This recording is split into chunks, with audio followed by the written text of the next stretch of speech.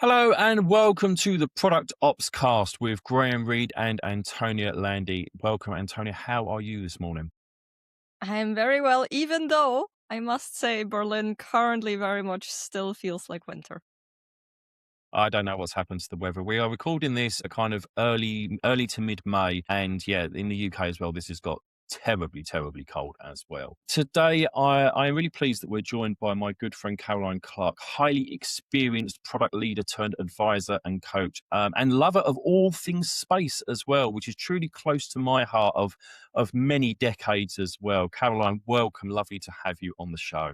Thanks, Graham. I'm super excited to get into this conversation today. I think it's top of a lot of people's minds, people that I'm talking to right now. So thank you. Thank you Absolutely. for inviting me. Oh, you are very welcome. Absolutely. Do take a couple of minutes just to introduce yourself and tell the audience a little bit about who you are and what you do. Yeah. So I started my career in the tech industry in product about 13 years ago. And I was actually working in local government at the time on a huge transformation project that was done under the guise of austerity, if we remember those days. So it was all about how can we move demand from our very expensive call center onto much cheaper channels like our website. And it was things like planning inquiries, building control, registrars, births, deaths, marriages, all of that. So it was my first taste of doing product, even though I wasn't called product at the time. I was a business analyst. But once I had the taste of it, I knew I wanted to do more of it. And so as my contract came to an end, I was looking for a role more locally because I lived in Kent at the time and was traveling into London and came across a role with a travel company based locally. So I joined there and was with them on the whole product maturation journey from those early days of agile with scrum masters and product owners through to product managers with a very clear career path and delivery managers. And that was fantastic. And actually, during that time, I specialized more in the technical product management. My whole life was APIs and data lakes and data pipelines, and I loved it. I was working with our suppliers and our partners to integrate into each other's systems. And it just felt like technology had this huge capability for changing the way that we did things. And that was really exciting at the time. And so after about 5 years, I'd developed my skill set. I felt pretty confident in what I was doing as a product manager. And I actually left Kent and moved up to Cambridge and took a role with a startup. And that startup was working in the international development space on humanitarian and health tech projects across the global south. And actually, there, I was managing a hardware product, not software exclusively, in the form of a fingerprint scanner that was used to enroll people into these projects and then prove who they were as they came back for subsequent treatment. And there it felt like, we talk a lot about impact in product, but that was probably the most impactful role I've ever done in product because we were saving lives by enrolling people into malaria treatments or deworming treatments. And then right at the very end of my tenure there, I was working with the Ministry of Health in Ghana to roll out COVID vaccine delivery.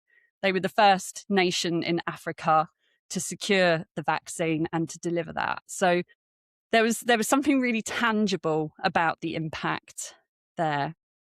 And of course, from there, I moved into other health tech startups, mental health first, because that was the big topic coming out of the pandemic, the impact that isolation had on all of us, forming like disconnection between us and our loved ones and society more broadly. So I wanted to do something in that space and then moved into more kind of diagnostics and along the way kind of climbing the career progression ladder from individual contributor to leader, managing other people, being responsible for their professional development.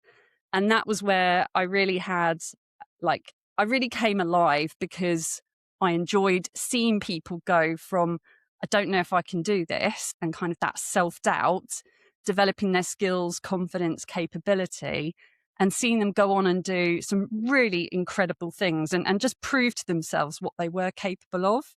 So that's what led me really to coaching. And I came to a bit of a crossroads in 2023 and decided that that was the right time for me to start my own thing. So leaving where I was at the time, starting my company, becoming a coach, going through the coach training, which I highly recommend to everybody because it's as much learning about coaching skills as it is your own journey of personal transformation. Like I learned so much about myself during that has really helped me. And along the way, I've also been studying psychology. I did a degree with the Open University. So there was kind of a convergence of lots of different forces happening in my life at the time. And within the last couple of years, I've decided to just slightly turn my focus from purely tech into the space sector as well. So Graham's nodding like massive space geeks here. We could talk about that on an entirely like separate podcast for hours, I'm sure. So I now mentor with the UK Space Agency on their accelerator program. And that's founders at that very early stage of figuring out kind of product market fit, who would be the customers for their products beyond just the space industry in and of itself. So lots around product development, go to market, also the leadership stuff, the founder mindset piece, and yeah, looking to continue building my career in space. I think one of the great things to hear in your journey there is the development that you have put upon yourself, the development that you have done as you've moved across kind of different sectors. And I think that really ties in well with the kind of the topic for today, which is in a world whereby technology is rapidly changing with the advent of AI in particular, and how people are feeling and fearing AI, not just AI and what it's going to do to us in around the world, but actually what's it going to do for me in my career? How do I keep up, or am I struggling to keep up with AI? And I've seen this firsthand, at my own business and many businesses that I've kind of spoken to as well about that. How do I keep up? I'm behind the times. How do I find the time to learn AI, to develop my skills with AI, etc., etc. So super aligned and timely. So let's kick off with a little bit of that. What are you seeing in terms of that fear with the organisations that you're working with and the people that you work with certainly in your coaching life? Yeah, I think there's a lot of people feeling like they're getting left behind in the whole AI disruption. And I include myself in that as well, particularly because I work on my own. So I don't have other colleagues to kind of calibrate myself with. We look to other people. Where are you at in your journey? You're slightly ahead. You're a bit behind. Oh, okay. So I'm not the last to get on board the train with this. But one thing that I've noticed is that the public discord, and particularly around like LinkedIn, every other post is about AI. It's creating this perception that everyone is ahead of you.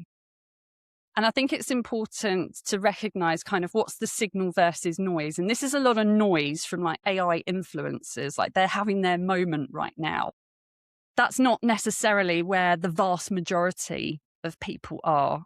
And there was this diagram that was doing the rounds on LinkedIn and social media a couple of weeks ago, where it was basically 2,500 dots plotted, and each dot represented 3.2 million people within the world as a global population. And they were colored by the number of people who have like never engaged with AI at all, which was like more than 95% of the dots. And then the people that have engaged with it, but maybe just chatted with it on like the free plans, that was perhaps 20 dots. The people who actually pay for AI on at least a £20 a month plan, that was 7 dots. And then just one single dot, so 3.2 million people globally are using AI, like the agentic side of it, the coding side of it. And so I think when we surround ourselves with people who are constantly talking about it, it can make it feel like everyone's so much further ahead. And that's not the reality. And I find it really grounding to talk to my sister, for instance, who works as a civil servant, and she's not using AI in her day to day. And I just think there are whole sections, whole industries out there where it's not really permeated much below the surface yet, if at all. So, Yeah, it's so interesting because we are absolutely in a bubble, right? I think even us as people who regularly engage with LinkedIn, that is a bubble in itself. And it's a very interesting kind of tension because at the very beginning, you were talking about confidence, right? And I think that's something that's sticking in my mind a lot lately. And I think people simply have different reactions to what's going on right now. I think it's destabilizing for everyone. I think some people are maybe a little more comfortable with riding that wave and being like, oh, yeah, it's cool. Maybe like some of it is actually quite ingenious and we can unlock new things we haven't unlocked before. I think for some people, it's really, really difficult to kind of have both feet in that chaos. And it's interesting because you have the individual journey that people are on, right? People in their home offices, in the open plan office going, is my job still secure? How is my job going to change? What is it going to look like in 6 months? But then you have business leaders having similar discussions, but on a completely different level around this feels like a threat. This feels like if we don't get ahead of the game, if we don't adopt AI faster than our competition, they will win and we will no longer have a business, right? So it's different lenses of, oh shit, what's happening on this entire experience. And I think that compounding effect, it feels like the rug doesn't even exist anymore, let alone having it pulled right from under our feet. It literally, there is no rug, right? We don't even know where the rug is anymore. And like I say, I'm wondering throughout all of this, and I see this with my coachees as well. How can we make sure we give people that confidence to play with it, right? To maybe take a step back and say, yeah, this is a big change, right? Like it's a shift in capabilities. It's allowing certain people to do much more, maybe with much less or with a little elbow grease. How can we make sure that we take this as a potentially delightful thing as opposed to as something that is purely only a threat to our livelihood? hmm. There's several things I want to pick up on in what you've said there, Antonia. And I think absolutely people may be seeing what's happening with AI as a threat. And it really doesn't help some of the narrative that we see in the media, people losing their jobs, Klarna laying off 700 people, and then having to rehire them all months later when they realize actually AI can't do the job of people just yet, if at all. And I think that threat perception is really fundamental here. And we need to examine that from the state of privilege and power, because there are some people in society who, through their privilege, would be viewing AI as opportunity, and other people in society who, through their status, their level of privilege, would be viewing it as a threat. And neither is wrong, but what we need to be mindful of is that dynamic between it and that perception that people have. So I do believe that there is opportunity in AI. Absolutely. I use it every day. Claude is my best friend right now. It used to be Chatty, but I've upgraded. But I'm also mindful of those second and third order effects from AI. There are numerous stories of the impact of data centers and the amount of compute that is needed now to supply the demand for AI that is having effects in poor communities in America and Chile and elsewhere in the world. And that creates a lot of cognitive dissonance for me. On the one hand, sitting here in the UK as a white woman, I benefit from using AI. but on the other hand, it's causing harm to communities elsewhere in the world. And I can't ignore that, because that is, I'm being told that. So how do I reconcile my use and my need with that impact? I think the other thing, and particularly with women, and I see this, I hear this from people that I work with, is when do you get the time to play and tinker with the toys? Because women especially within our society take on the largest burden of at-home work. So maintaining the household, looking after children, looking after parents increasingly as well, because aging population there, lack of social infrastructure in our societies to support that. So our time is already pretty committed to then have to find an hour or two a week on top of that to play around. And that play is how people are learning. You know, when things are very new and we don't yet know, we have to play, we have to engage, we have to try things out. Most things are going to fail before they work. That's part of the learning journey. But it's almost like I don't have the time to mess around with something that's going to fail. It needs to work from the off. I need to have that success pretty much instantly for me to feel like it was a valuable use of my time to do that, and not one of the other things, the other 100,000 things that I've got on my to-do list today. So I'm not sure that I have the answer for that. I think it's interesting that even at this stage, we're still doing a lot of sense making. And when I talk to product leaders in organizations as well, it's even knowing what are the right questions to be asking. How do we frame the problem space? So yes, we're getting questions and demands coming from the board, from investors, like, what are we doing with AI? Where is that on our roadmap? But it's how do you answer that question when you haven't really mapped out, like, what's the most valuable use of AI, and how is that going to impact the business beyond, you know, shoving it on a roadmap in an Excel spreadsheet or Miro or somewhere? We're still figuring out kind of what are the entities in this space? What are the right questions to be asking?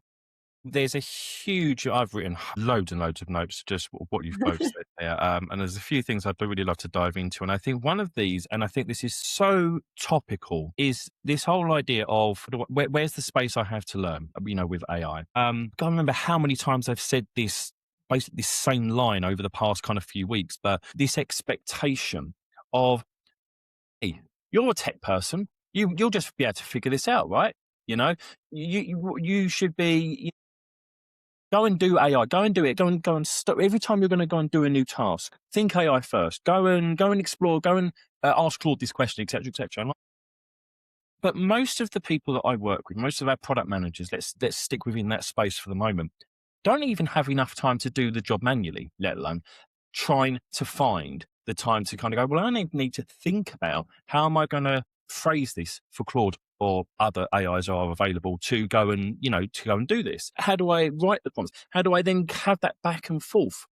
How do I take Claude, which is kind of, when out of the box, is essentially your junior graduate product manager that's never done this before, and you need to start training them along the way.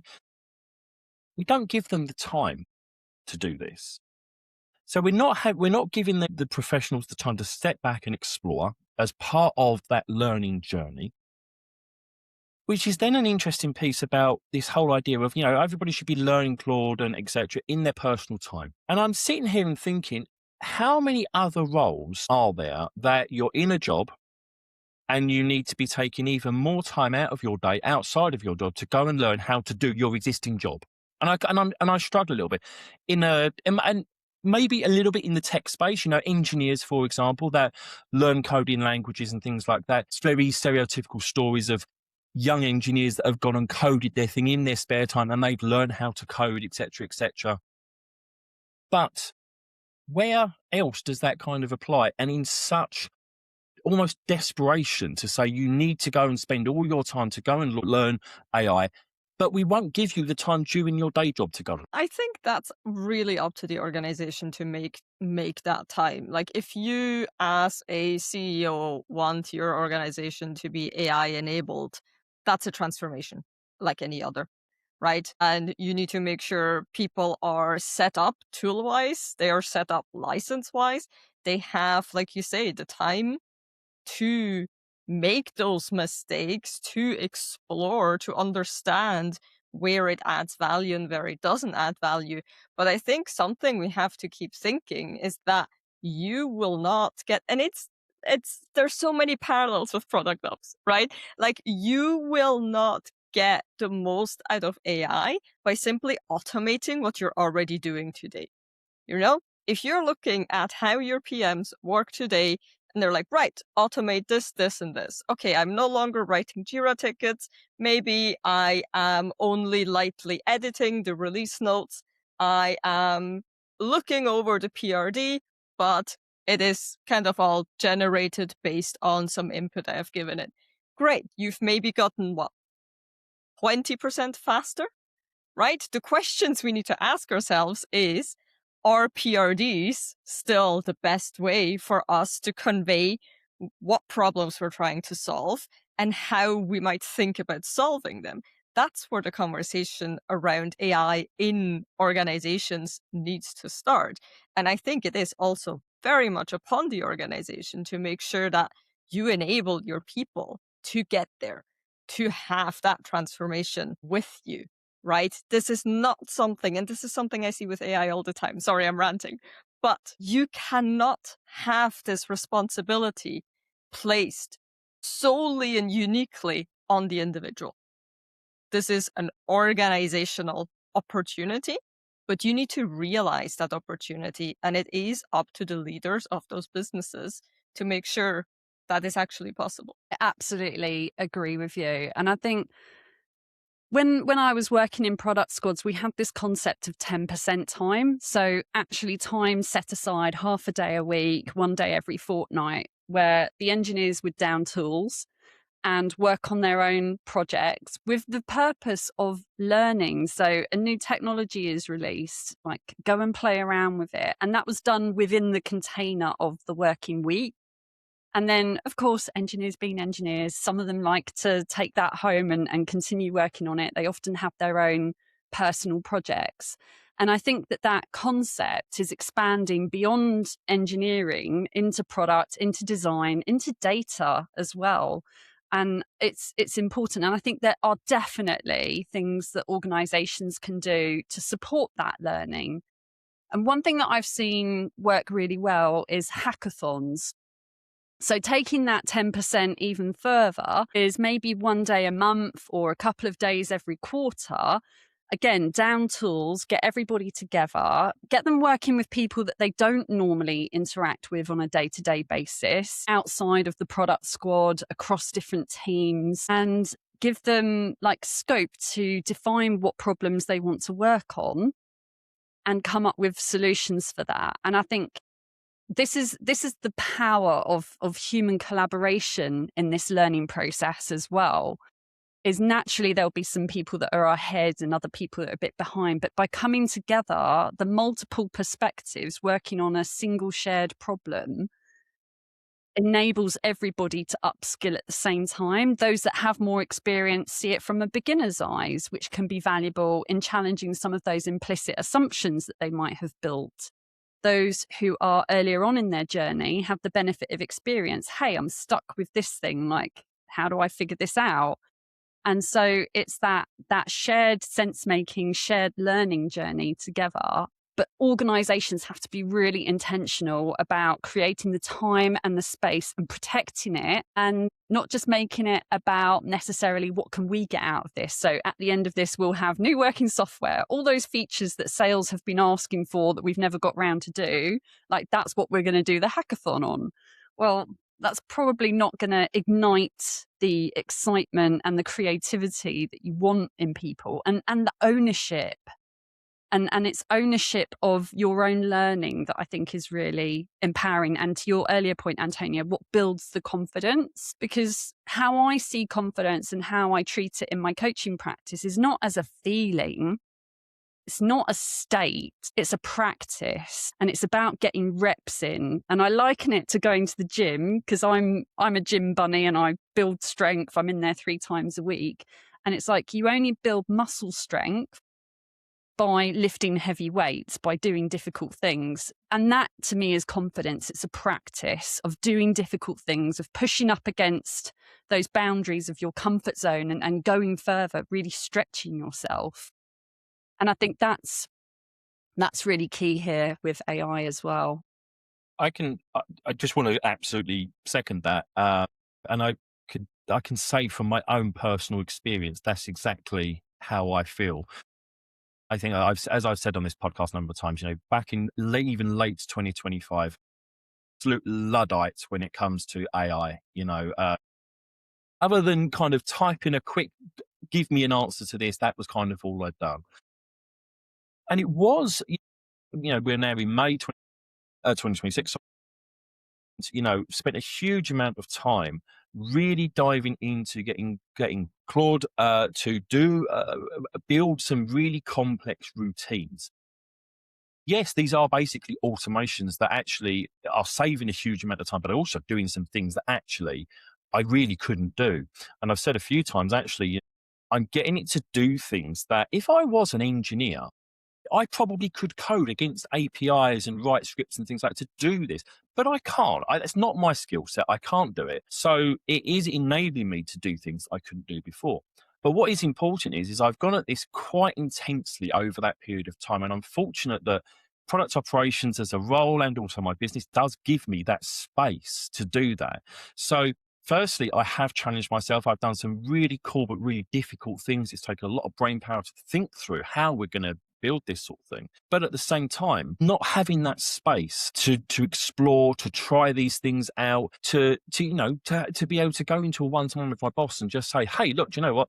I've done that this week. It's taken a lot of time. I've not really progressed on anything else, but this is a journey that we're on to get to a really good state, both for myself and being able to then do more, but also for the outputs that we have built.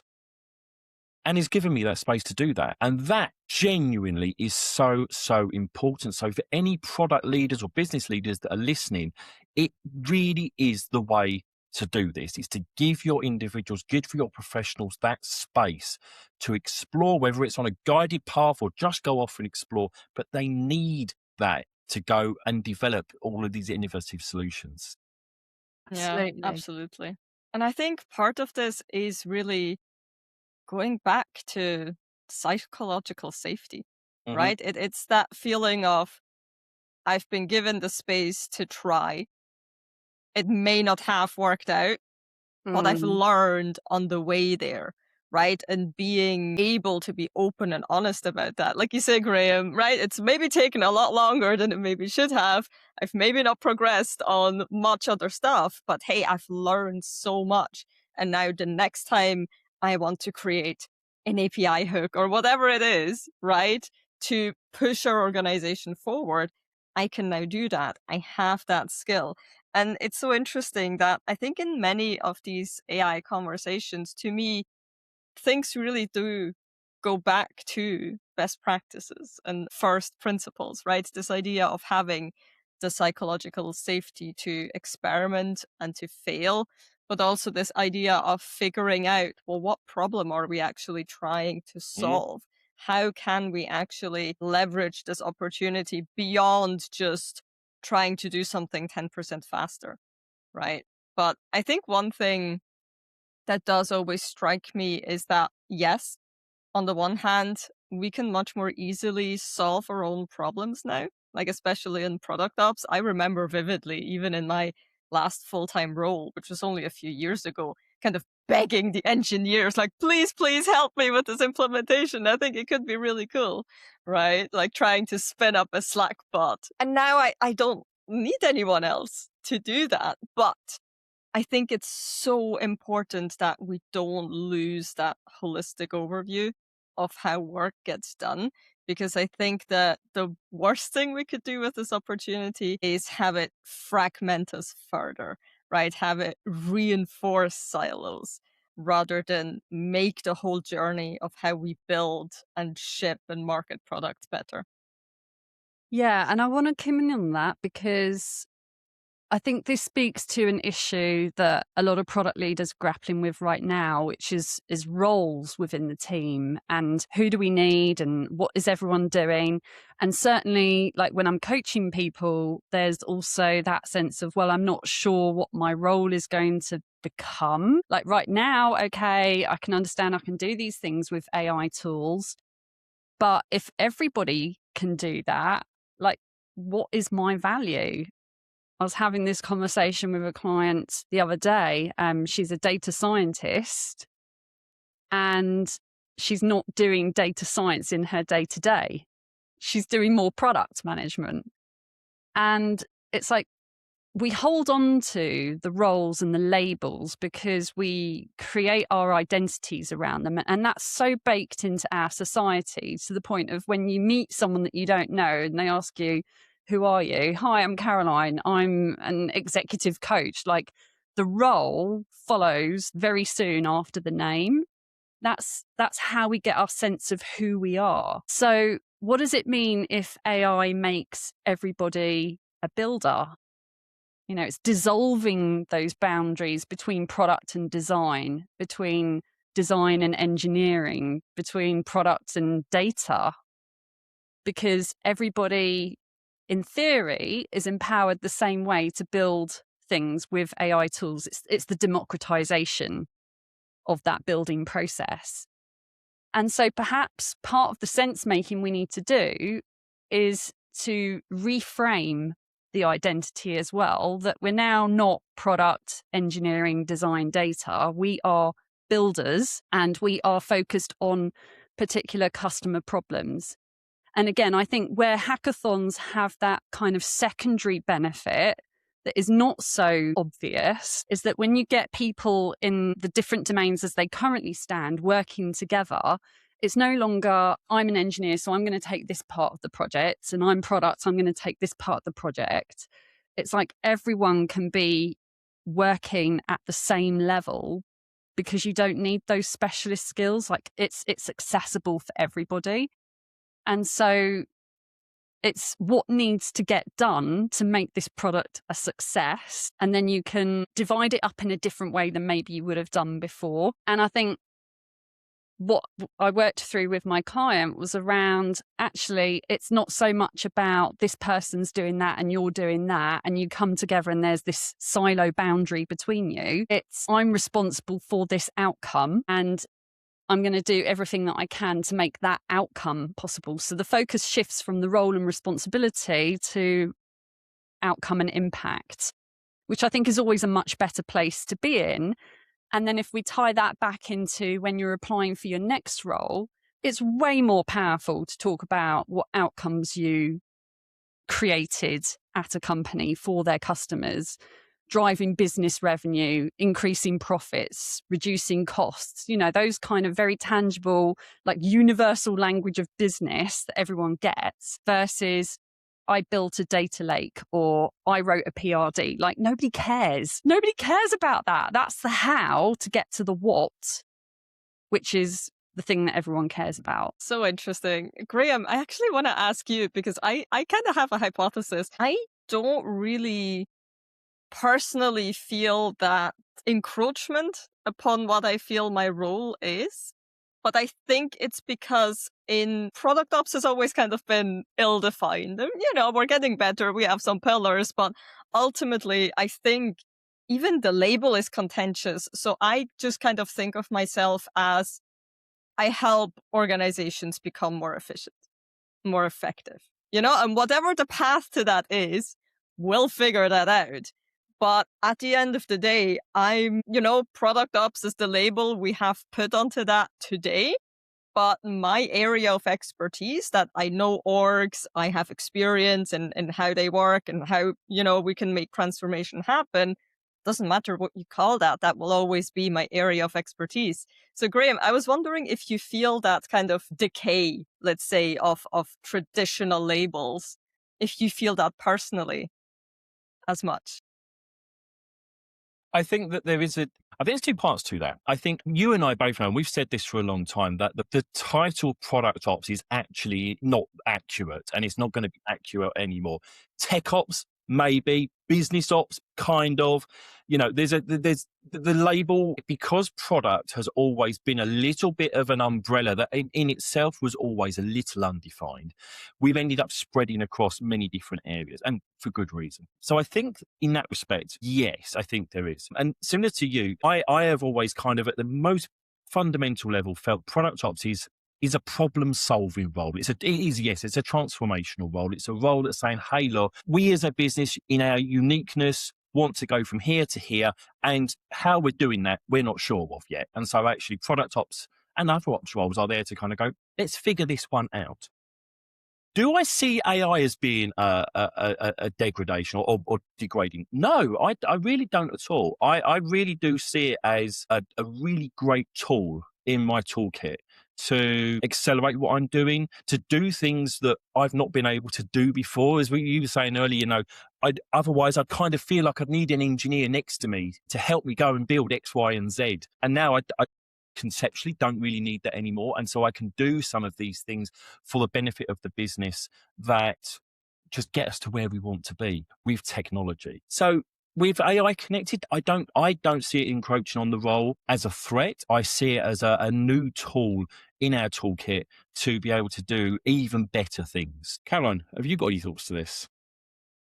So I've actually never had the opportunity to work with product ops. It's always been part of the role that I've done. And I think that's probably because I've worked more in startups. So we haven't had the capacity. But I think from what you're saying, the way that I would see product ops is you're not working in the system like product engineering design. You're working on the system. And it's that kind of meta layer up that is, to Antonia's words, to keep you working efficiently, effectively, fulfilling the purpose of the system as a whole. And I'm using systems thinking terms here. So the people inside it are working towards those business outcomes, and you're helping them do that better.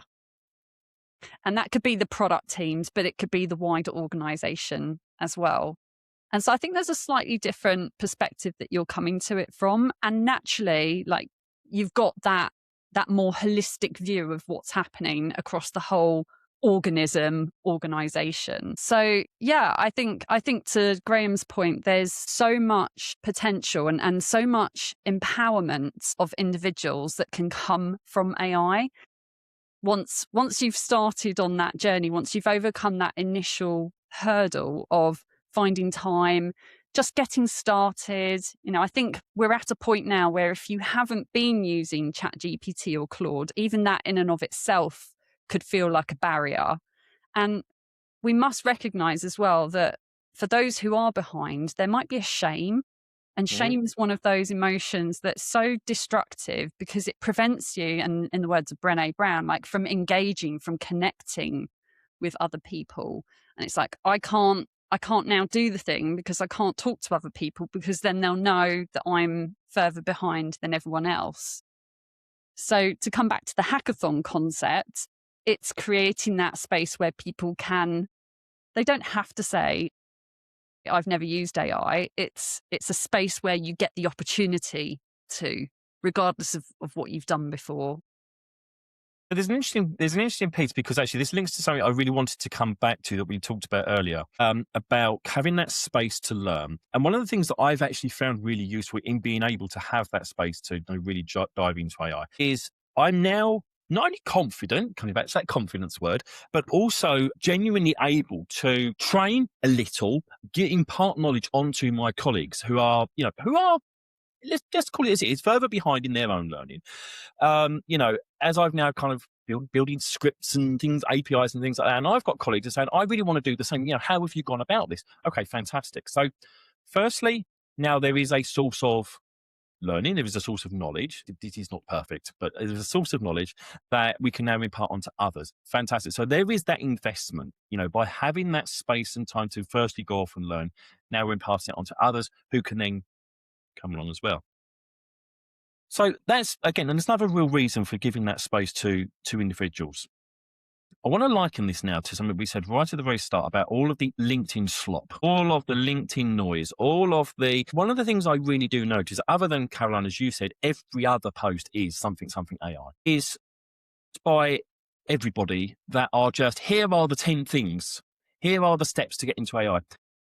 And look, we know there is so much of that, in all parts of the world that we live in. But what I do notice as well is none of that is helping.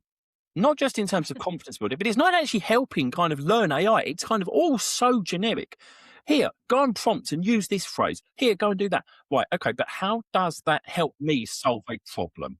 That's not helping me learn. That's not helping me solve a problem at all. The problem that I have in front of me.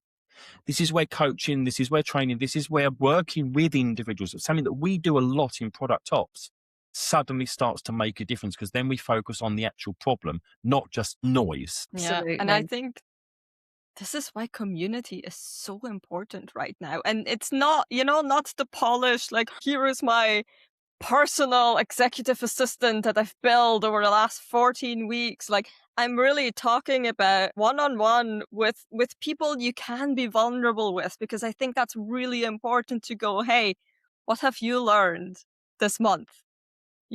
Like, I'm so lucky that I have a few people around me who are as enthusiastic about vibe coding as I have become. And we can spar with each other and say, look, like, I've actually gone back to ChatGPT for this and this thing because I think it does it better. And I've discovered this thing that's actually helped me make better designs, right? And you exchange. But I think you need to have that level of openness, that level of trust, that kind of taking your ego or your preconceived notions of your own expertise or whatever level you're at completely out of it. Because I think we're all complete beginners still. No matter whether we have, gone with agentic workflows, sub-agents doing this, and this while we're out grocery shopping, or whether we're still, quote unquote, just prompting or using ChatGPT or Claude or whatever it might be with text, right? I think we are all still beginners. Nobody has figured it out yet, no matter what they're trying to sell you online. So I think going back to that community spirit, and it reminds me a lot of when I first started in product ops, where we were all just kind of gathering in the space going, what have you done? I have this problem. I don't know how to solve it. Have you solved it? Tell me how you've solved it, right? And learning from actual people, from quote unquote normal people, who aren't trying to sell you a course, who aren't, who don't have their own agenda or wants to have you sign up to their AI Substack, whatever it might be, who are just figuring things out, because I think we're all still just figuring it out.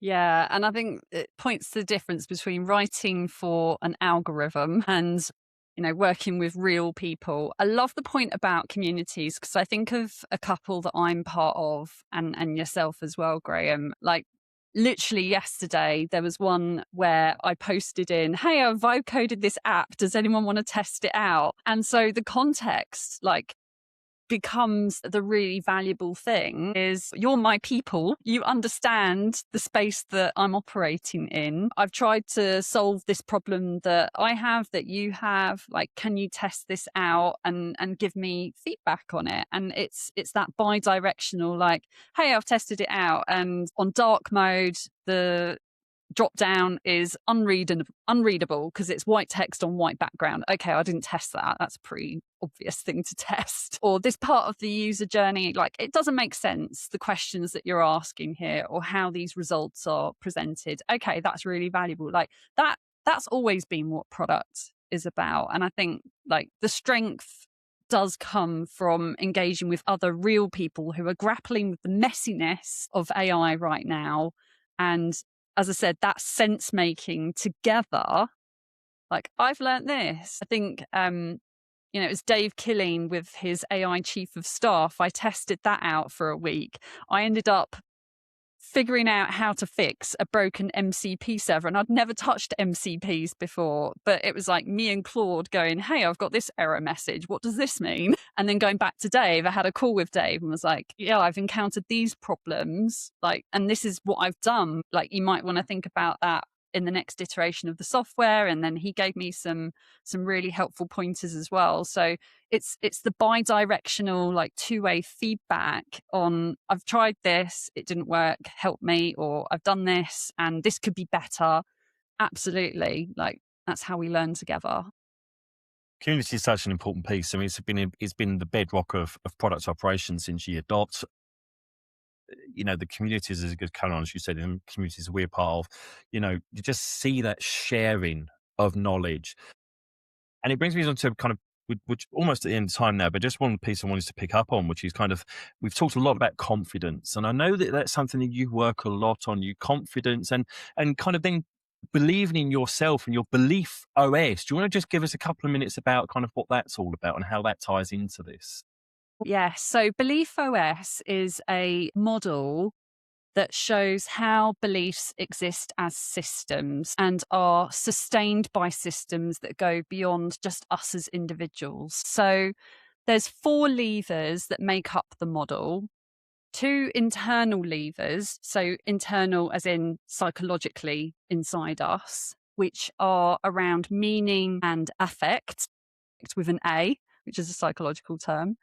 And then external factors around social systems and contextual systems. And when we want to develop confidence or change the way that we're doing something, so go after this big, scary goal that we've got in the future, then we need to look at which levers we can pull on.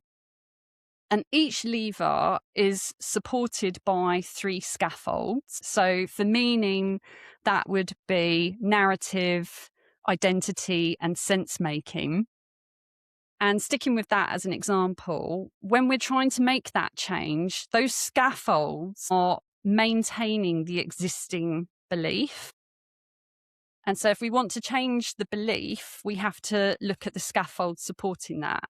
So for instance, I held a belief that I could not lose weight. And that was around identity and narrative, the story that I told myself, the number of times that I have tried to lose weight in the past and failed.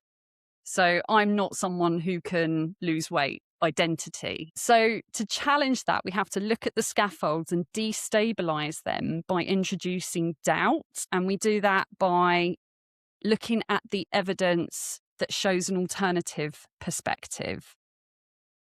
We can also look at the levers in the social and the context sphere. So if we're doing something really difficult, like who is around us that may be reinforcing that old belief? And that's why I think a lot of weight loss groups, communities spring up, because it's everyone trying to do the same thing. It's like if you're trying to get fit and you go to the gym, you might develop a community at the gym. You might have a PT, which is a person with authority, which is the scaffold, one of the scaffolds in the social thing.